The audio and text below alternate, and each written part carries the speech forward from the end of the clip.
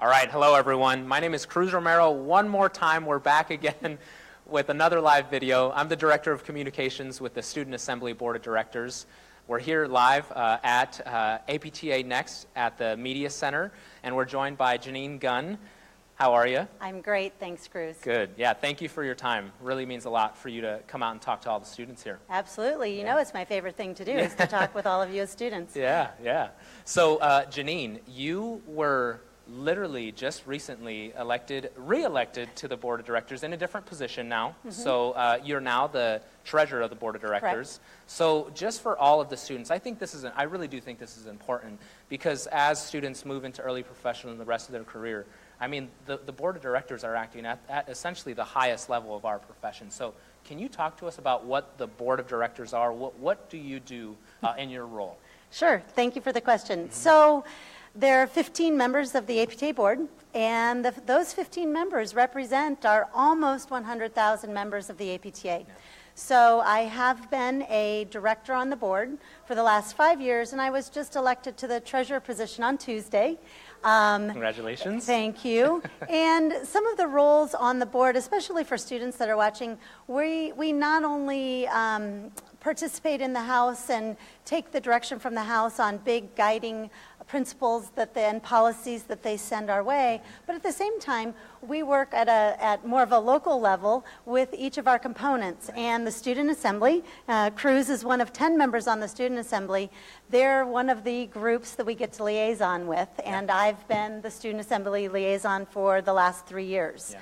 So, and I also work with chapters and sections and other groups as well. So in that role, it's guiding and listening and trying to allow all 10 of you to be as creative as you can be and provide some direction. Yeah. So, and then now in the treasurer role, the treasurer is just one of the 15, meaning there's one vote. But at the same time, it's my responsibility to work with our CFO and our finance department and really look at our budget every year and look at all of the things that all of our different components want to do, all of the big, bold, great ideas, and really prioritize and determine what can we do now, what needs to wait, and what those next steps look like. Awesome. When you say that, you remind me a lot of my girlfriend because you guys must be exactly the same. Just very, very good at managing finances. Obviously, this is at a much, much larger level, but yeah, that's incredible. So I think it's important for students to know that your role is 100% volunteer. I mean, you step in and you're fortunate enough that you're in a position where you can do that. But that means so much, and I think watching the entire process of nomination, candidacy, you walked in, you gave a speech, you answered questions. It was intense. It was a long process. It's intense, but it is absolutely the most rewarding volunteer professional role I've ever served in as being part of the APTA board. But and I'm going to challenge anyone watching, and especially the students and the new professionals watching. We need all of you on our board, whether it's the APTA board, your state, a section, a district chair. Just get involved, because I know I was watching our CEO Justin Moore say you get much more back than we put in as the volunteer, and you're probably experiencing that being on the Student Assembly Board. But it is 100% volunteer. I'm very fortunate to work for a company that believes in this service and allows me to spend time away from the office. That's great. Yeah. That's great. So one of the things, one just very, very large moment was when Dr. Sharon Dunn gave up and she addressed the entire House. And in that address, she talked about 7 bold moves. Yeah. And you and the Board of Directors, you all created these 7 bold moves.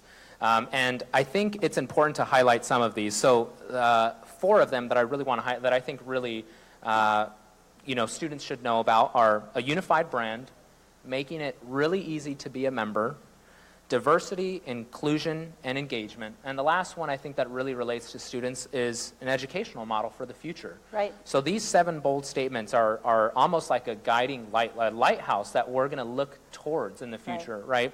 So my question for you is, where do you see students, and early professionals too for that matter, fitting into these you know, these four main ones that we just talked about. Just the bold moves, this is the first time, even as a board, and some of my board colleagues are out there, that we even created 7 bold moves. Yeah. We've always been very traditional. We've had a strategic plan, you know, we have our budget, but we needed to figure out a way to talk about, especially these 4 that you've brought up, that would resonate with all of the membership. And they may not even hit the strategic plan yet, some might, but how do we look to the future? The first one I'll take is the easy to be a member. I have been learning over the last year, especially really listening at CSM, at NEXT, at the National Student Conclave. How do we engage current students, and as you graduate into that new professional, to be a member? Yeah. And what do you think the key word is that I hear? Value. It needs to be valuable to me. Yeah. But what's the challenge? Valuable to you is different than value to your 9 other colleagues. Right. So how do we figure that out? Right. And one new early career professional told me at CSM, and they said, you know, Jeanine, it's really that personal touch. I need to be touched, whether it's, you know, you work together and it's truly a face-to-face conversation, or a personal email, a personal IM, whatever it is, to say, this event's happening, you should come with me. Yeah. And really, that's that easy to be a member. It's finding each of those different pieces that will resonate with different individuals. I love that. That bold move there is, it's also bylaws. You've just sat in the House of Delegates, and it's very policy driven. So if we have great ideas, 2020 is our magic time. We can make changes to our bylaws and be creative. Okay. So that would be my challenge. All students and new professionals out there, if you've got an idea on what we could do different with membership that would make you want to stay engaged at any level, be as creative as you want, talk to anyone on the Student Assembly Board, or reach out to me as well. That's great to hear you say that, because this is the 2nd year in a row that students have brought an RC to the House, right? Or have championed something in this way. So we can do it as students. We just added an agenda item for Friday. Awesome. All right, great. Let's see. So also education models for the future. Yeah. You know, they're changing.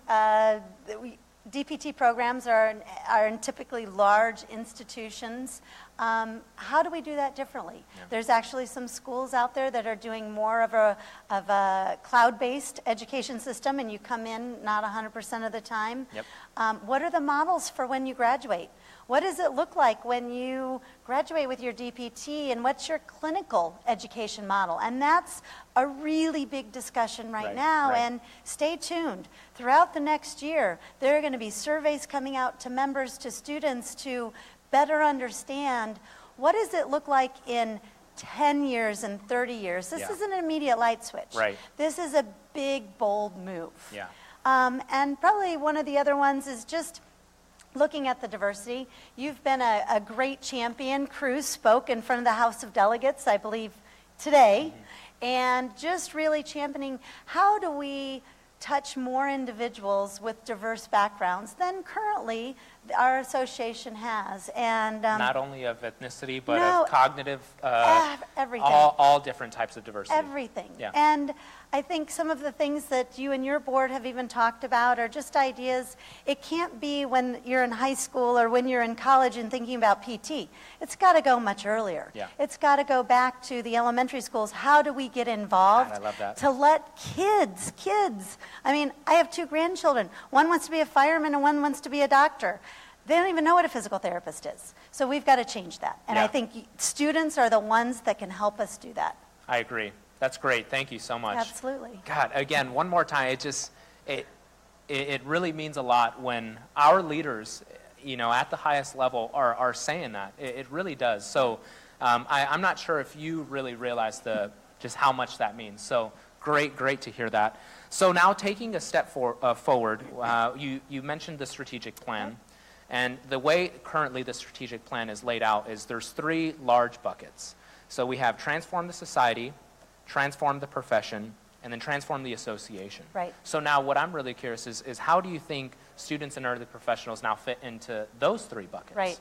Well, what I really like about our strategic plan is that because there are 3 buckets, society, profession, and association, most people hear strategic plan and it's like, big, heavy. That doesn't involve me. So getting to the level, I love the way you've asked the question, because what can students and new early career professionals do with society? What you guys are doing, you're the ones pushing, I think, a lot of us to look at the population around the world. Right. You're pushing us to say, how can we do things? You're looking for jobs and saying, all right, well, but I want to go on a 1-week mission trip. I want to go on a 1-week trip to, a country that needs to help children for a week. And you're challenging my day job as well as us at APTA to be creative so that we can provide those opportunities, because you want, your generation, you want to give back and you want to do something bigger than yourselves. And that's PT Day of Service. So that is clearly where I see you touching that area. Within the overall profession, I really think you are the ones, we touched on diversity, but you're the ones that can help us look at getting to people differently with who we are and what we are, so we're hitting a broader range of individuals that will choose to be a physical therapist. It's the best profession you could ever choose. Not everybody knows about it. Agreed. And then with the association, transforming the association, the Student Assembly does that on a regular basis. Every year, the 10 of them are elected, and they come up with about 15 huge, bold isn't even the right word, transformational ideas, and you push us every year at our association level to do something different, but the key one right now is back at those membership models. You're all saying, we want a different way to be involved. Maybe we don't want to be involved for a year or 18 months on a task force. We've got an hour, we've got a day. Give us a mechanism to be able to do that. Awesome. All right, everyone. So this is number 2, Facebook Live. Again, as I mentioned before, there's going to be a lot more of these coming out. Jeanine, thank you so much for your time. And everyone watching at home, so this is the last one for today, but I have 3 more tomorrow. Continue watching. You can also go to the APTA, directly the APTA Facebook page, and you can watch tons of other ones. We really want to bring an experience to you at home. So thank you for watching. Thank you for your time. See you soon. Thanks. Thank you, Cruz.